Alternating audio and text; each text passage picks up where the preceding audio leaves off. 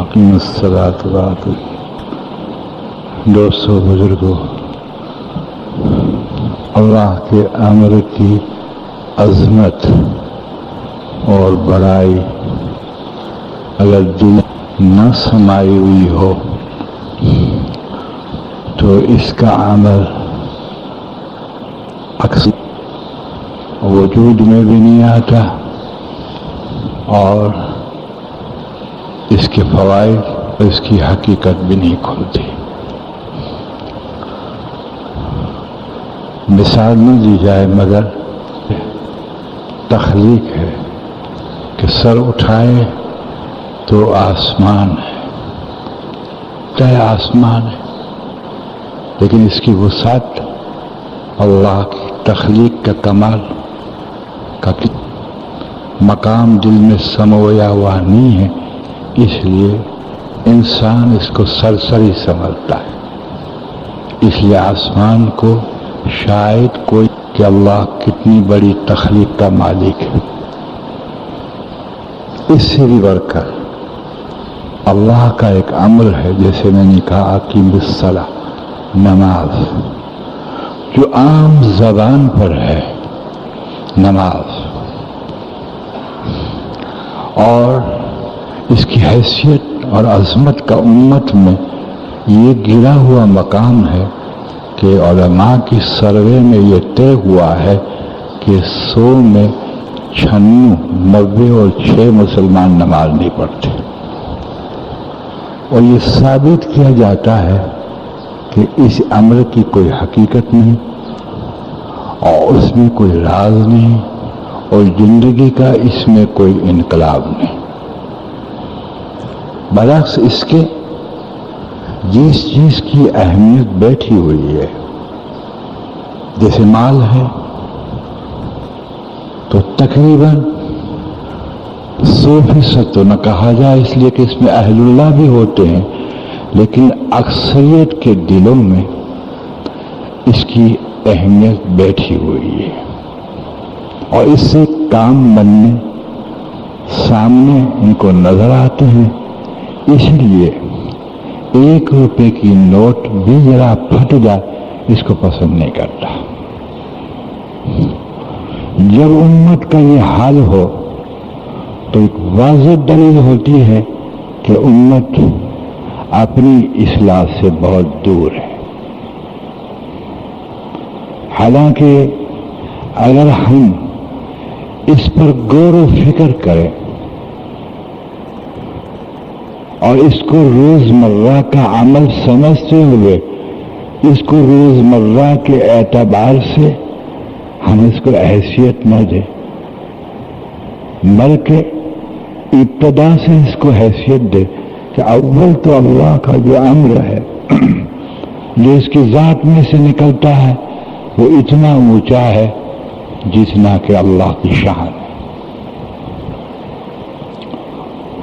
اب آپ ہی بتائیے، مثال میں لی جیسا سورج کی شعاعیں میں انسان کو اس کا تجربہ ہے کہ کتنی تیز ہوتی ہیں، اگر یہ قریب آ جائے تو پورے عالم کو جلا کے خاک کر دے۔ اس کے درمیان میں بڑے بڑے اللہ نے پانی کے ذخیرے بنائے، اس میں سے چھن کر یہ سوائیں آتی ہیں۔ یہ سائنسدانوں کی تحقیق نہیں ہے، علماء کی تحقیق ہے،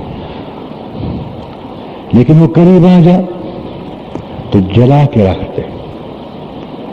حالانکہ یہ امر اللہ کا نہیں ہے بلکہ اللہ کے حکم کی تخلیق ہے اور مخلوق ہے۔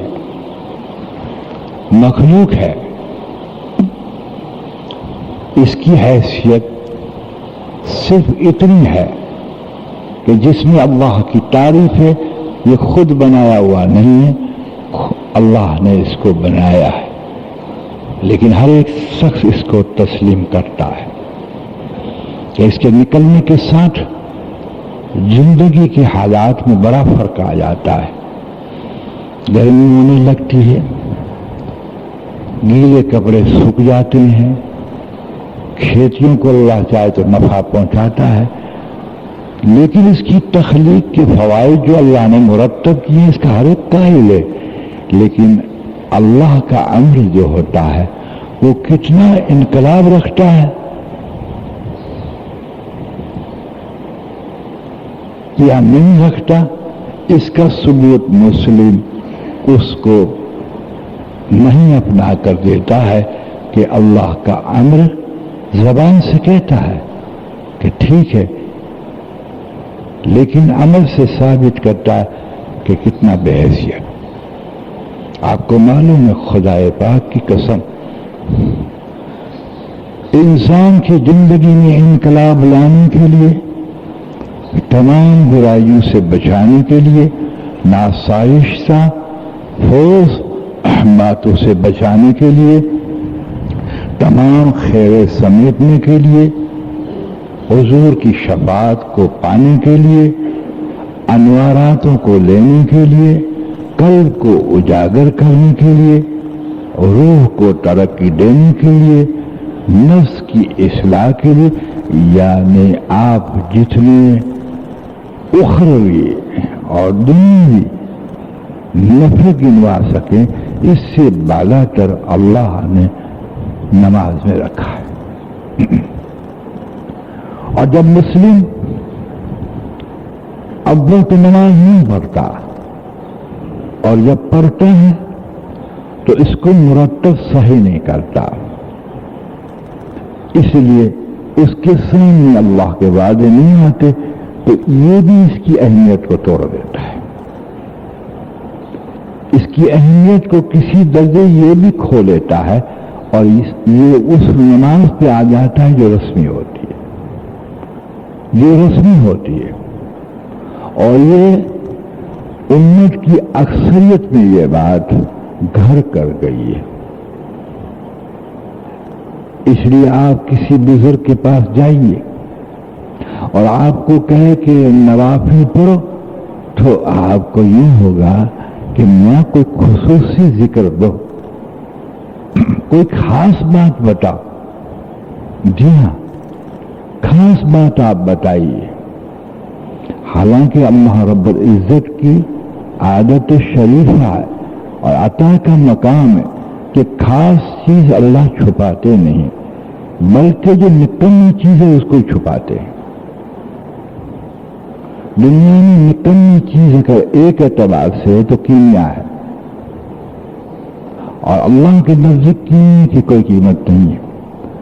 سونا بالکل اللہ کے نزدیک گھٹیا ہے، اس لیے اس کو زمین میں چھپا دیا۔ معدنیات جتنی بھی ہیں وہ اللہ کے نزدیک سب گھٹیا ہے، یہ سب کو زمین میں چھپا دیا۔ اور اگر یہ عمر بھر نہ نکالے تو اس کے بغیر انسان کو چل سکتا ہے، سونے کے بغیر زندگی دبل نہیں ہوگی، چل جائے گی، یہ پکی بات۔ لیکن مادے کی لائن میں جو اہم چیزیں ہیں اس کو اللہ نے عام کر رکھی ہے، جیسے ہوا ہے، اس انداز سے ہوا کو بنایا کہ کسی کے ہاتھ ہی نہ پڑے، کہ کوئی ذخیرہ کر لے۔ یہ کیوں کبھی سوچا؟ اس لیے کہ مادے کی لائن میں اس کی عطا بڑی اہم ہے، اور اس کو اللہ نے قطن فری رکھ دیا۔ پانی ہے اور مٹی ہے اور آگ ہے، درجہ بر درجہ اس کو اللہ نے انسان کی مفاد کے لیے فری رکھ دیا۔ یہ حقیقت ہے۔ اللہ رب العزت اس طرح تو نہیں کہا جائے، اس سے بڑا تر جو سب سے بڑھ کر انسان کو نفع بخش ہے وہ چیز عام کرتے ہیں۔ اس لیے موسیٰ علیہ نبینا علیہ الصلوۃ والسلام نے اللہ رب العزت سے درخواست کی تھی، اے اللہ تو مجھے ایسا ورد دے جو تیرے پاس خاص ہو۔ اللہ رب العزت نے فرمایا، اے میرے کلیم لا الہ الا اللہ پڑھو۔ دیکھا آپ نے، ایک نبی تاثر لیتا ہے اللہ رب العزت کی ذات کا، کہ اللہ رب العزت کے پاس کوئی اس کی شان کے اعتبار سے خصوصی ذکر ہوگا. یہ اللہ رب العزت نے تنقید نہیں کی اور موسیٰ علیہ السلام کو ڈانٹا بھی نہیں. دوبارہ کہا لا الہ الا اللہ پڑھا کرو. جب موسیٰ علیہ السلام نے کہا اللہ، یہ تو سب پڑھتے ہیں، کیونکہ اس وقت موسیٰ لا الہ الا اللہ موسیٰ کلیم اللہ پڑھا جاتا تھا. یہ تو سب پڑھتے ہیں، مجھے تو خاص کوئی ورد چاہیے. جب نبی اثر لیتا ہے اللہ اکبر، تو ہمارے اندر کتنا شدت کا اثر ہوگا کہ جو عوام میں ہیں اس کے علاوہ کوئی زندگی بدلنے کے لیے کھا کے اللہ کے پاس ہوں گے. چنانچہ اللہ رب العزت نے باعتبار بشریت کے ان کے ان قول مبارک کو سمجھا اور یوں فرمایا اے موسیٰ، اگر لا الہ کو ایک پلڑے میں رکھ دیا جائے اور 14 طبق ایک پلڑے میں رکھے جائے تو 14 طبق والا پلڑا ہلکا ہو جائے گا. جب موسیٰ علیہ السلام سمجھ گئے کہ اللہ پاک جو خاص و خاص نعمت ہوتی ہے اس کو عام کرتے ہیں. یہ بندے کی صفت ہے کہ خاص چیز چھپاتا ہے، اللہ کی شان کے خلاف، اس لیے کہ اللہ بندے کی صفت سے مبرہ ہے. ایک صفت بھی بندے کی اللہ کے اندر نہیں ہے، اس سے مبرہ ہے. اس لیے اللہ رب العزت نے اس کو عام کر رکھا ہے. اسی طرح سے اس وقت کا جو موضوع عرض کرنا ہے وہ عبادت ہے. اس لیے اللہ رب العزت نے پروردگار عالم میں حکیم الصلاح کی وحی نازل فرما دیتے، لیکن وہ علیم ہے، قیامت تک کا اس کو علم ہے کہ امت اس کا کیا اثر لے گی. جو اہل اللہ ہیں، علماء حق ہیں یا صالحین ہیں، جس کو میں نے توفیق دے رکھی ہے وہ الگ بات ہے، ورنہ آپ علیم جانتے ہیں کہ امت اس امر کی کیا حیثیت دے گی. اس لیے اس کی عطا کے مقصد ابتدا میں جوڑ ہے تاکہ ایک جاہل سے جاہل انسان سمجھ لے کہ اس امر کی اہمیت کیا ہے. اور وہ یہ کیا حج 18 سال کے بعد یہاں آیا، اس کی وحی یہی نازل ہوئی. جی ہاں، روزے کی وحی بھی یہی نازل ہوئی، اس لیے کہ سارے پر آنے والے تھے. حج صاحب استطاعت کے لیے صرف ایک مرتبہ فرض، اس کے لیے بھی 2 مرتبہ فرض نہیں، اور غریب اور مسکین پہ تو آئے نہیں. لیکن روزمرہ کی زندگی میں دخل انداز ہو اور انقلاب پیدا کرے، اور روزمرہ کی زندگی میں خیر و برکت پیدا کرے، عمر درازی پیدا کرے، چہرے پہ انوارات پیدا کرے، وغیرہ وغیرہ کا جو عمل تھا وہ صلاح تھا. اس لیے اللہ رب العزت نے معراج پر بلا کر یہ امر عطا فرمایا. قدر کی صحابہ رضوان اللہ تعالی اجمعین نے جب نماز کا حکم حضور صلی اللہ علیہ وسلم لے کر آئے مدینہ منورہ میں اور مکہ المکرمہ میں، کیونکہ ام ہانی کے گھر سے آپ کو معراج ہوئی تھی، تو مکہ المکرمہ سے معراج ہوئی، مدینہ پاک سے نہیں ہوئی. جب یہ امر سنایا تو وہ عید سے بھی بڑھ کر خوشی کا دن تھا. ان دنوں یہودی مکہ المکرمہ میں رہتے تھے. جب انہوں نے دیکھا کہ مسلمان بے حد خوش ہو گئے تو غیر مغضوب علیہم والضالین، اللہ نے ملک مال والوں کو ان کے لیے آئے، اور جو اس کی مساحت میں آتے ہیں، ملک و مال کا یقین رکھتے ہیں کہ اس میں کامیابی ہے، یہ یہودی نصارہ کے پیرو ہے. یہ قرآن غیر مغضوب علیہم والضالین، جو مالوں میں قربانی کامیابیاں دیکھتے ہیں، مال میں صحت دیکھتے ہیں، مال میں عزت دیکھتے ہیں. چنانچہ انہوں نے صحابہ کو کہا آج تمہیں جو خوشی ہے تو کتنا سونا آپ کو ملا اور کہیں سے خزانہ مل گیا؟ इसलिए कि इनका यकीन यही था, ज़हन नहीं था, यकीन यही था। तो साहबा ने कहा हमें सलाह मिली, सलाह अरबी में सलाह कहते हैं ना, नमाज तो फारसी में कहते हैं। तो क्या सलाह क्या है? चांदी की है, सोने की है, हीरे की है कि नहीं? सलाह वो है जिससे हमारी जिंदगी में इनकलाब आएगा और इसके जरिए जो चाहेंगे अल्लाह से हम ले लेंगे। हम नमाज के जरिए हमारी जिंदगी में ही इनकलाब नहीं आता। हालांकि आपको मालूम है इंसान की सेहत के लिए अद्वियात अल्लाह ने पैदा की है और हुज़ूर सल्लल्लाहु अलैहि वसल्लम फरमाते हैं कि तशख़ीस अगर मुआलिज की सही हो, यानी डॉक्टर या हकीम की मुआलिज की सही हो, और हुज़ूर सल्लल्लाहु अलैहि वसल्लम फरमाते हैं जिसका मफ़हूम है कि दवा भी इसके मिजाज के तहत मिल जाए, अल्लाह सेहत दे देते हैं। रूह और कल्ब की सेहत के लिए सलाह है।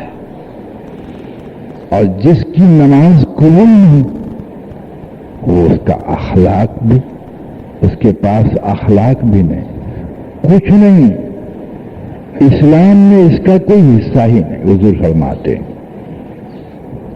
इस्लाम में इसका कोई हिस्सा नहीं। और यहां तक फरमा दिया कि जो शख्स नमाज नहीं पढ़ता, मुसलमान उम्मती, वो अगर बादशाह हुक्मरान होगा तो फिरौन के साथ उठेगा, अगर ताजिर होगा तो अबू बिन खल्फ के साथ उठेगा जो हुज़ूर का कट्टर दुश्मन था, और मुलाजिम होगा तो हामान के साथ उठेगा, और मालदार होगा तो कारून के साथ उठेगा। आप बताइए, बदतरीन दोज़ख की जगह पर ये होंगे, उनके साथ वो उम्मती उठेगा जो नमाज नहीं पढ़ेगा। ये हुज़ूर ने की हदीस है। ये किस लिए कहा? इसलिए कि इबादत में सबसे बड़ा हुक्म है। अल्लाह ने अपने पास बुलाकर ये अमर दिया, कोई अमर जो नहीं दिया, सिर्फ सलाह दिया, अहमियत खोली ताकि उम्मत को पता चले कि ये उम्मत की अक्सरियत सलाह को अहमियत नहीं देगी, ताकि मैं अहमियत के उस मुकदमे को खोलूं, उसकी इबादत के इब्तिदा के खाके को खोलूं, ताकि इसके सामने कभी ये बातें आए तो उसकी आंख खुल जाए कि ये कितना अहम अमर होगा जो अल्लाह ने अपने पास बुला कर दिया। चांदी तो नहीं दी कि हुकूमत दी अल्लाह ने, कि सोना दिया, कुछ नहीं दिया हुज़ूर सल्लल्लाहु अलैहि वसल्लम को।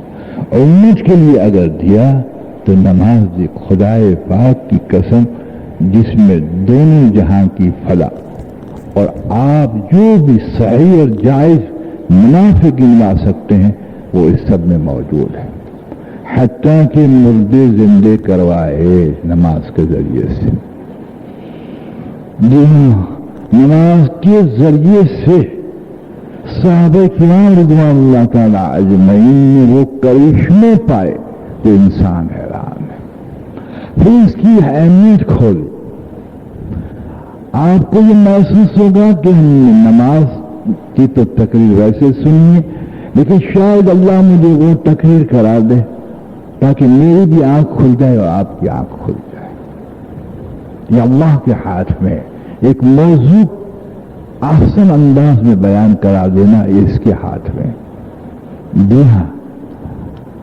और वो ये कि अपनी जिंदगी की तरफ इंसान देखे कि मेरी जिंदगी सिफ्त सलाह पर है, इसलिए कि नमाज सारे जिस्म की नकलो हरकत और अंदर के खुशू का नाम है। अब ये जिंदगी जो जिस्म अरबा अनासिर से मुरक्कब है, समाज में और माशरे में नमाज की सिफत पर इस्तेमाल नहीं होता तो समझना नमाज कबूल नहीं, और बुराई से नहीं बचाता तो समझना, बचता तो समझना नमाज कबूल नहीं। जैसे हुज़ूर सल्लल्लाहु अलैहि वसल्लम को साहबा ने अर्ज़ किया, या हबीब अल्लाह, जो नमाज बुराई से न बचाए, फरमाया वो नमाज नमाज नहीं, और जो नमाज नमाज नहीं इसका ईमान का खतरा है, शायद ये ईमान पे इसका मौत हो। इसलिए अल्लाह रब्बुल इज्जत ने हुजूर सल्लल्लाहु अलैहि वसल्लम को नमाज दी, और कितनी महबूब इबादत थी कि वमा खलक़तुल जिन्ना वल इंसा इल्ला लियअबुदून। हमने इंसान और जिन को इबादत के लिए पैदा किया। इबादत की मानी क्या होती है? हवाले कर देना। जब नमाज सही हो जाती है तो पूरा इंसान अल्लाह के हवाले हो जाता है। इसकी तिजारत भी सिफ्त सलात पे आ जाती है, इसकी अक़वाल भी सिफ्त सलात पे आ जाता है। बीवी और मर्द के घरेलू मामलात, माँ बाप की खिदमतें सब सिफ्त सलात पे आती है। इसको ऐसा मुज़य्यन किया है कि तसव्वुफ को भी इसमें लिया, सुलूक को भी इसमें लिया। आप तसव्वुफ को अलग न समझें। अगर अहले तसव्वुफ, अहले सुलूक या आलिम या पीर यहां तक आया कि इंसान आसमान पे उड़ता हो लेकिन नमाज न पढ़ता, हुजूर ने फरमाया ये शैतान है। लेकिन हमारी ज़हनियत में बन गई, जी हाँ, कि कोई अजीब अल्लाह वाला है। माफ कीजिएगा, जब जिन और इंसान को अल्लाह ने इबादत के लिए पैदा किया, इसकी मानी ये नहीं था कि नमाज में मसरूफ हो जाए, नमाज की सेहत में मसरूफ हो जाए। जब नमाज सेहत पे पहुंच जाएगी, कबूलियत पे पहुंच जाएगी, सारी जिंदगी सिफ्त सलात पे आ जाएगी और मुनकरात और फौस बातों से इंसान बच जाएगा। बाकी इस्लाह के आप 1000 दरवाजे खोल दे, कुछ नहीं होगा। न डंडा इंसान को सुधारेगा, न सजाएं इंसान को सुधारेगी, नहीं, बिल्कुल नहीं। एक इंसान पर मेहनत कीजिए और अपनी जात पर मेहनत कीजिए। किसे? कि यकीन सादिक हो, यानी दिल को वो ईमान दीजिए जिसमें शिरक न हो। सिफात में अल्लाह को यकता समझिए, अफ़आल में यकता समझे, जात में यकता समझे, और इज्जत जिल वहीं से आती है। और जो तौहीद का दायरा, इसको पक्का करिए। सुनिए, ये बुनियाद मजबूत करके फिर दूसरी बुनियाद इबादत की डालिए। बस हजरत मोहम्मद सल्लल्लाहु अलैहि वसल्लम ने वो अरब, यानी वो खित्ता जो बद अखलाकी को अखलाक समझता था, अल्लाह अल्लाह अल्लाह, और जिसकी ग़िज़ाओं की नौयत ये थी कि जमीन पर गिरा हुआ खून, चाहे खंजीर का है किसका, चार जाते थे। और कीने का ये आलम था कि सदियों तक जंग चलती थी। अब बेदिली और शक्ल कल्ब का आलम यह था कि लड़कियों को जिंदागर गौर करते थे। अल्लाह ने क्या, यतलू आयातिहिम व युअल्लिमुहुमुल किताब वल हिकमा। देखा आप, इस्लाम के लिए डंडा नहीं दिया। शरीयत का डंडा कंट्रोल के लिए है, इस्लाह के लिए नहीं है। कंट्रोल करने के लिए, इस्लाह के लिए नहीं है। यह मौजूद पड़ी है, न जाने कितने दिनों तक चले। काश हमारे दिल में बात आ जाए, जी हाँ, कि सलात से सारी हाजतें पूरी होती हैं। इसलिए अल्लाह रब्बुल इज्जत ने इसको बुनियाद करार दिया। लोग जो समझते हैं, माजे क्या कहते हैं, मैंने सुना है ये, जी हाँ, रेडियो पे भी एक सख्त आवाज आई कि मखलूक की खिदमत इबादत से बेहतर है। मैंने कहा कोई कथा बोल रहा है। जब इबादत नहीं तो अखलाक कैसे? इबादत नहीं तो अखलाक कैसे? इसलिए कि अब्दियत पर यकीन के बगैर अखलाक नहीं देते अल्लाह। इसलिए अहले दिल फरमाते हैं कि जिसके पास नमाज नहीं हो अखलाक देता, ये मक्कार है। अल्लाह फरमाते हैं कि जिसकी नमाज कबूल नहीं, वो भी अखलाक देता है, वो भी मक्कार है। इसलिए कि अखलाक अल्लाह की सिफात है, और अल्लाह की सिफात अब्दियत जब अल्लाह की गुलामी, और इस पर सही यकीन के बगैर अल्लाह नहीं देते। हुजूर सल्लल्लाहु अलैहि वसल्लम को मबूस फरमाया इंसान बनाकर, سید المرسلین بنا کر، سید الانبیاء بنا کر، جی ہاں، وما ارسلناک الا رحمۃ للعالمین، لیکن ملاقات اس پر نہ دی. سبحان الذی اسری بعبدہ، عبادت میں ملاقات دی کہ ایسی غلامی اور ایسی پیروی ہماری کی کہ ایک حکم نہ ٹوٹا. جی ہاں، اگر حضرت محمد صلی اللہ علیہ وسلم خدا نہ خواستہ یہ تو بات نہیں ہو سکتی، نہ آتے تو معاف کیجیے گا، یہ ملاقات نصیب نہ ہوئی تو ابدیت پر ملاقات نصیب ہوئی ہے. یہاں سبحان الذی اسری بعبدہ کا، سبحان الذی اسری برحمۃ اللہ نے کہا کہ انسان کو اس زمین پر خلافت اور اخلاق اور انسانوں کی خدمت میں خلوص اور درد اور محبت اور ہمدردی ابجد کی قبولیت کے بغیر خدائے پاک کی قسم نصیب نہیں ملتی. آپ جس کو مظاہرہ کرتے ہوئے دیکھیں گے خود غرض نکلے گا، یہ خود غرض نکلے گا، ضرور آپ سے کوئی مطلب ہوگا.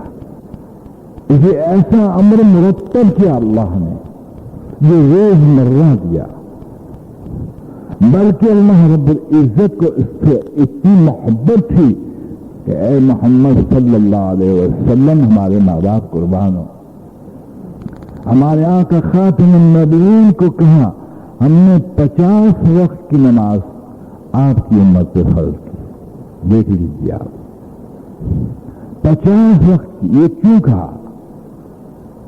ایک حقیقت کو سمجھانا چاہتے تھے. اور واقعی اگر 50 وقت کی نماز قبول ہو جاتی حضور کر لیتے اور اس کو کہ 50 وقت نماز پڑھنی پڑتی تو معلوم ہوا کہ ہم پر کمانا فرض عبادت کے بعد نہ آتا. منی سلوا جیسے بنی اسرائیل کو اتارا اس طرح اللہ جنت سے ہمیں بھی کھانے اتارتا. اسے معلوم ہے کہ اللہ چاہتے تھے کہ تمہاری پرورش میں دیر سے کروں، تم رات دن میری عبادت کرتے رہو. لیکن اللہ بڑے کریم ہے، ان کی حکمتیں، اس کی مصلحتیں عجیب ہوتی ہیں. حضور صلی اللہ علیہ وسلم نے چونو چرا نہ کیا بلکہ یہ سن کر چل پڑے، گویا کہ قبول کر لیا. عیسیٰ علیہ السلام موجود تھے آسمان پر، جسم قبر میں تھے. جسم کہاں تھا؟ کہتے عالی علیم کے اندر دلیل قطعی اور قرآن کی نص سے ہے کہ روح عالی علیم کے اندر ہے.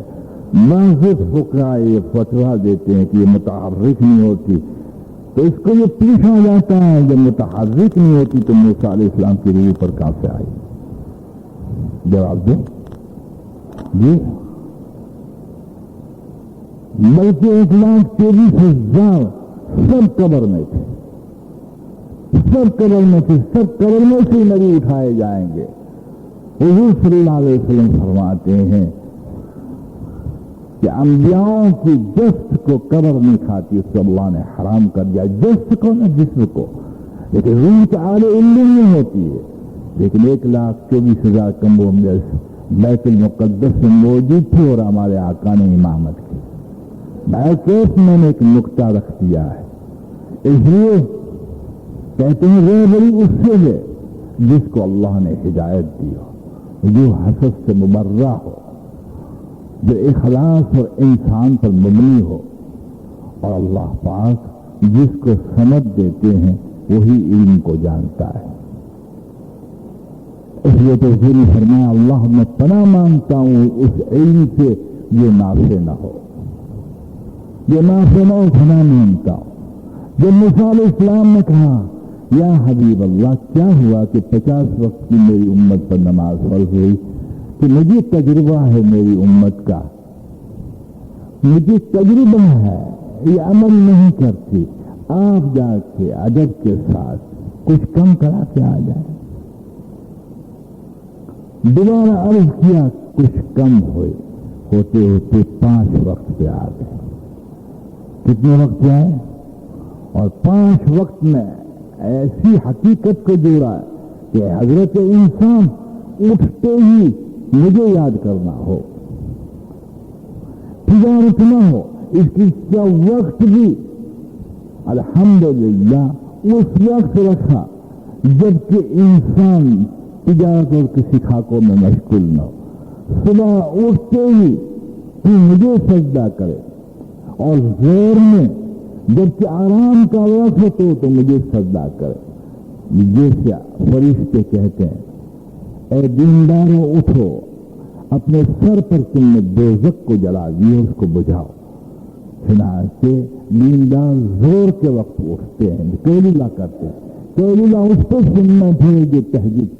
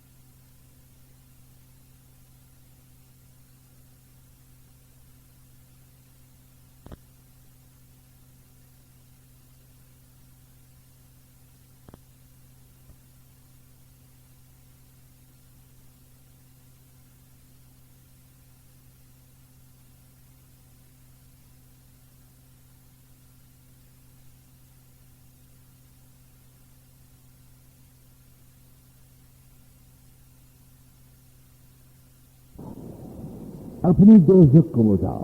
آتا ہے کہ بھی اٹھتے ہیں اور زور کی نماز پڑھتے ہیں. تیسرا وقت جب عین مصروفیت ہوتی ہے، عصر کا وقت عین مصروفیت ہر ایک کی. اس نے کہا اس نے بھی ہمیں نہ بولو، سجدہ کرو.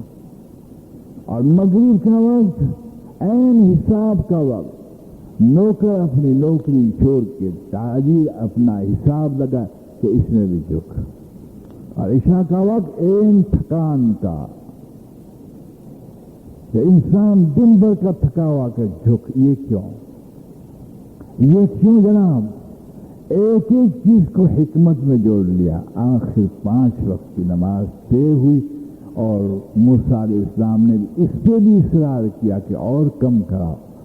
تو کہا نہیں، مجھے حیا آتی ہے. اللہ نے فرمایا کہ میں 50 نماز کا ثواب دوں گا. جی حضور صلی اللہ علیہ وسلم جب گھر پہ تشریف فرما ہوتے، حضرت عائشہ صدیقہ رضی اللہ تعالی عنہا ہماری ماں فرماتی ہے، جب سیدنا بلال کہتے تھے حی علی الصلاۃ، تو کیا فرمایا کہ جیسے حضور ہم کو پہچانتے ہی نہیں کہ ہم کون ہیں. تعلق ہے، اور جانتے تھے کہ اس کی اہمیت کیا ہے، کہ عبادت اللہ کے تعلق کے لیے ہے، اور ہر تعلق میں آزمائش ہے. فرمایا ہمیں پہچانتی تھی کہ ہم کیا ہوتے تھے خراب.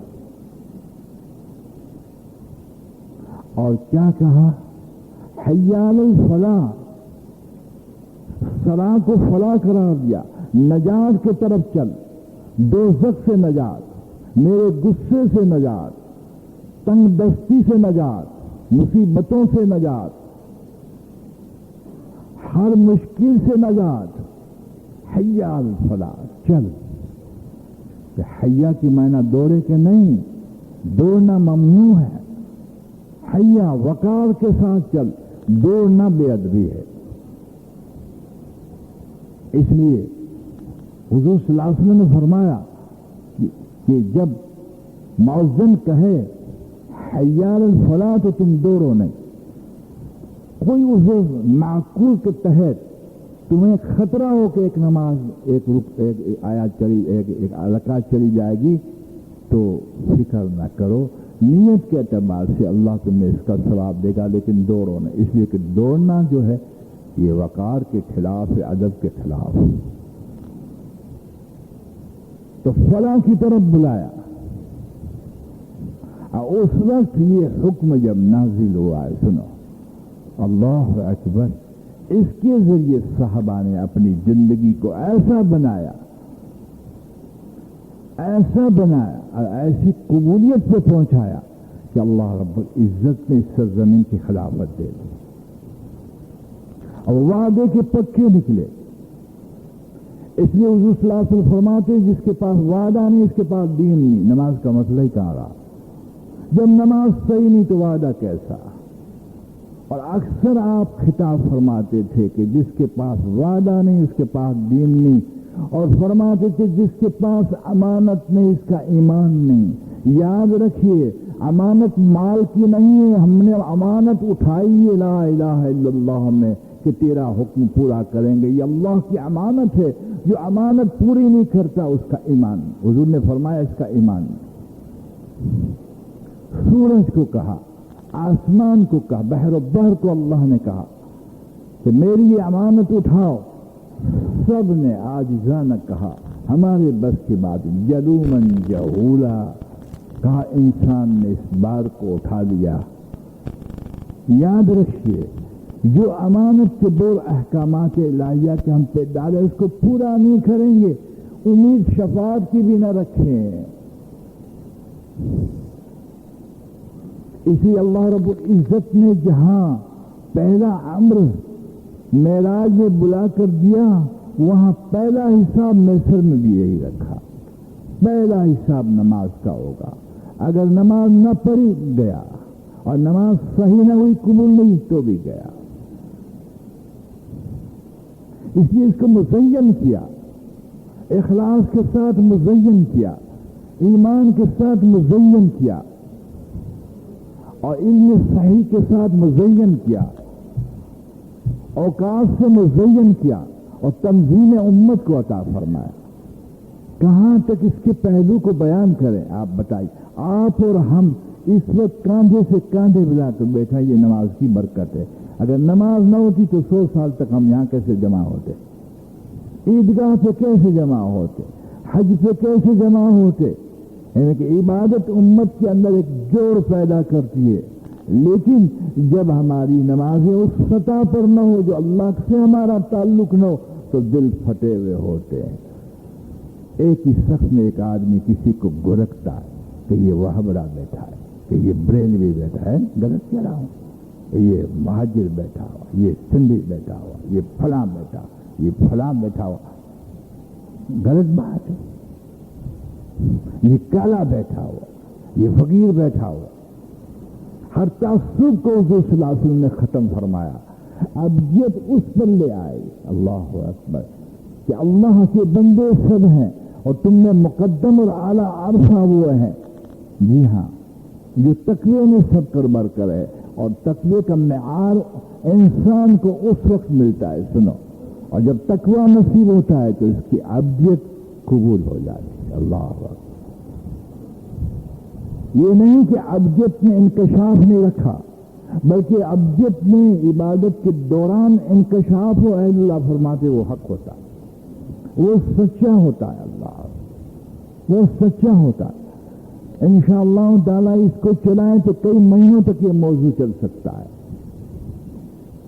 لیکن سیدھا جو عرض کروں تو سن لیجئے کہ صحابہ نے اس سے کتنا استفادہ حاصل کیا اور ہم نے اس کو صحیح نہ بنا کر کتنا نقصان اٹھایا۔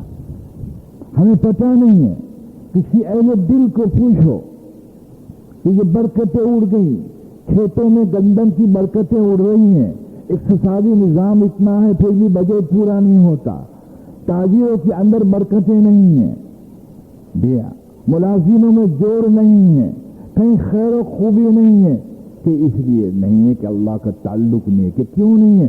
کہ نماز اول نہیں ہے اور ہے تو صحیح نہیں۔ معاشرہ خدا پاک کی قسم اب جب پہ آ جائے تو کوئی محنت کرنے کی ضرورت نہیں کسی چیز کی۔ چنانچہ ایک صحابی گھر پہ تشریف لاتے، اپنی بیوی کو پوچھتے کچھ کھانے کے لیے ہے؟ فرمایا کچھ نہیں۔ اللہ اللہ، اس لیے کہ فاقی اللہ اس کو دیتے ہیں جس کو محبوب رکھتے ہیں۔ بھی ہاں، قارون اس کو بناتے ہیں جس سے نفرت کرتے ہیں۔ ہمیں پتہ نہیں کہ عطا کس کو کہتے ہیں، بشر کو کیسے بنایا جاتا ہے۔ اللہ ہمیں دین کی سمجھ دے۔ آپ تشریف لے گئے مسجد میں، سنیے، 2 رکعت صلاۃ الحاجت پڑھی۔ دیکھو نماز سے کیا لیتے ہیں؟ صلاۃ الحاجت پڑھی، بیوی بات کو سمجھ گئی کہ حضور صلی اللہ علیہ وسلم نے یہی سکھایا ہے کہ مشکل میں، دکھ میں، درد میں، ہر چیز میں حضور صلی اللہ علیہ وسلم دشمن کے واروں میں نماز کے اندر داخل ہوتے ہیں، اللہ کی طرف نماز کے ذریعے رجوع ہوتے ہیں۔ واقعی میرا شوہر جو مسجد میں گیا ہے وہ اللہ سے ہی 2 رکعت پڑھ کے مانگے، تو میں کیوں نہ مانگوں؟ اس نے مصلی بچھایا تو اس نے مانگا۔ جب وہ پڑھ کے آئے تو بیوی نے دیکھا، داخل ہوئے تو کہا دیکھو یہ چکی چل رہی ہے، اور چکی میں سے آٹا نکل رہا تھا، گندم نہیں تھے، جب کوئی شے نہیں تھے، آٹا نکل رہا، آٹا خوب نکلا، اس پات کو سل کو صحابی نے اٹھا لیا، آٹا نکلنا بند ہو۔ سرکار جلوہ افروز سے مدینہ پاک میں فوراً سرکار کی خدمت میں گئے، یا حبیب اللہ یہ ہوا۔ آپ نے فرمایا اگر تو پات کو نہ اٹھاتا سل کو تو قیامت تک آٹا نکلتا رہتا۔ ہماری نمازوں نے ہم کو کیا دلایا؟ کچھ نہیں، تو پھر نماز نہیں۔ اسی کہ نماز انسان کو بنانے کے لیے آئی ہے اور خدا پاک کی قسم سب کو دلانے کے لیے۔ جب بیوی نے کیا کہا کہ حضرت آپ جب صلاۃ الحاجات پڑھنے گئے تھے میں سمجھ گیا تو میں نے بھی پڑھی ہے، آئیے۔ جب چولہے کے قریب گئے تندور کے تو اس میں روٹیاں لگی ہوئی تھی۔ ایک واقعہ نہیں، ہزارہ واقعات ہیں کہ دنیا میں انہوں نے اپنی زندگی کے اندر اپنی ذات کو غلام بنا لیا، اور جس کو اللہ اپنا غلام بنا لے، اللہ اکبر، اسی کو ہی قطب بناتے ہیں، اسی کو ہی ابدال بناتے ہیں، اسی کو ہی غوث بناتے ہیں۔ جتنی اونچی غلامی اتنا بڑا درجہ، یاد رکھیے، اور اس کے لیے اللہ نے سزا دی ہے۔ جو آج ایک سرسری موضوع ہے، سرسری موضوع، بحیثیت موضوع، ایک کوئی عالم یا اللہ والا کوئی کہ یہ خصوصی ذکر ہے تو شوق اور ذوق سے پڑھا جائے گا کہ واقعی اس میں کچھ ملے گا، حالانکہ آپ کو پتہ ہے حضرت محمد صلی اللہ علیہ وسلم کی شریعت مطہرہ کو بادب پوچھئے کہ ذکر اکبر کیا ہے کہ نماز ہے۔ نماز کو ذکر قرار دیا، اللہ اکبر کبیرہ، اور اتنی اللہ کو عبادت پسند ہے، کسی شاعر نے کہا اتنی پسند ہے اللہ کو بندگی، بندے کی خود تلاش ہے بندہ نواز کو، تو کوئی میرا بندہ بنتا ہے، کوئی فرشتہ رکوع میں ہے تو کوئی سجدے میں، اللہ اکبر کبیرہ، اور کتنے فرشتے جس کی گنتی ہم نہیں کر سکتے، اللہ کوئی 2 پر والے ہیں، کوئی 4 پر والے ہیں، اللہ اکبر۔ تو میں نے کہا دوستو، اگر جمعہ تم نے پڑھ لیا اور نماز نہ پڑھ لی تو تم بھولے دوست، بھولے آتا ہے۔ حضرت علی کرم اللہ وجہ فرماتے ہیں کہ ایک شخص جان بوجھ کے نماز کو قضا کر دے تو 1 عقب جہنم میں جلے گا۔ کہا یا حضرت 1 عقب کی شرح کیا ہے؟ کہ 80 سال، کہ میسر کے حساب سے 8 لاکھ سال تک جہنم میں جلے گا ایک نماز قضا کرنے پر۔ تو اتنی بڑی سزا کہ اتنا بڑا حکم ہے، خدا جانے کون ایمان پہ مرتا ہے اور کون نہیں مرتا۔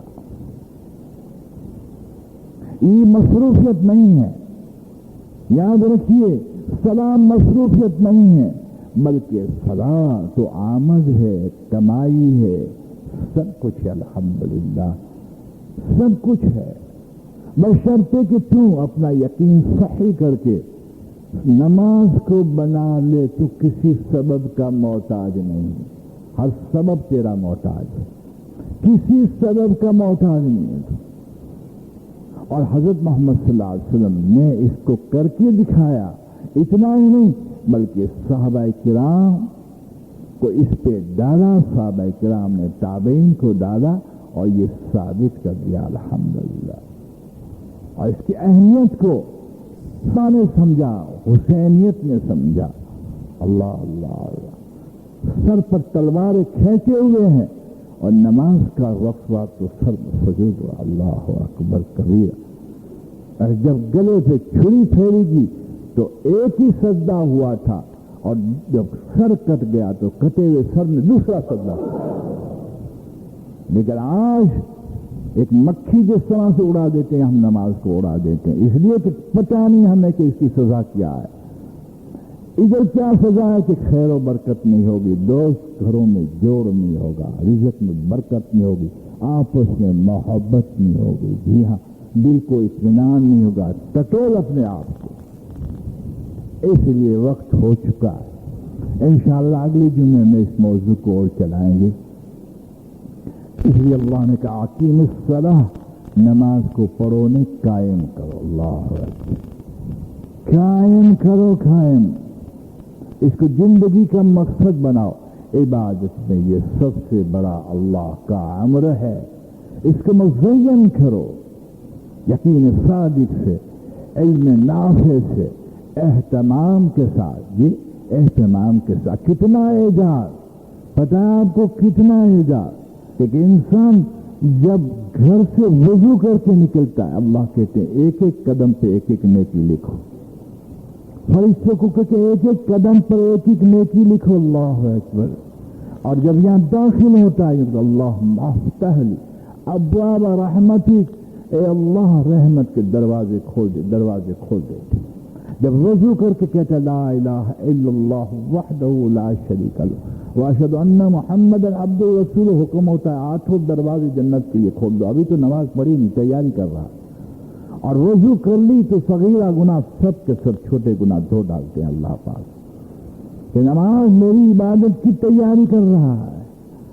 کبھی سوچا رات دن مال کا سوچ، یہ سوچ یہ حرام ہے. اس لیے تو کہتے ہیں کہ اسباب کی فکر حرام ہے، یہ طے شدہ ہے. اسباب کی محنت جائز ہے. یہ تو کافروں کو اللہ نے دیے ماشاء. تو اعمال اور ایمان کی فکر کر. جب اس کی فکر کرے گا تو اللہ تیرا کفیل بن جائے گا، تیری ضروریاتوں کو غیر سے پورا کرے گا. اس لیے کہ تو نے اللہ کی عطا کو دیکھا نہیں، تو نے اس کے عوامر کو آزمایا نہیں، اس کے عوامروں سے استفادہ حاصل نہیں کیا. ہماری بینک بیلنس، ہمارا نوٹ، سب کچھ یہی ہے، سب کچھ یہ. دوست اللہ تبارک و تعالی ہم سب کو قبول فرمائے. اذان ہونے والی ہے، درود شریف پڑھیے.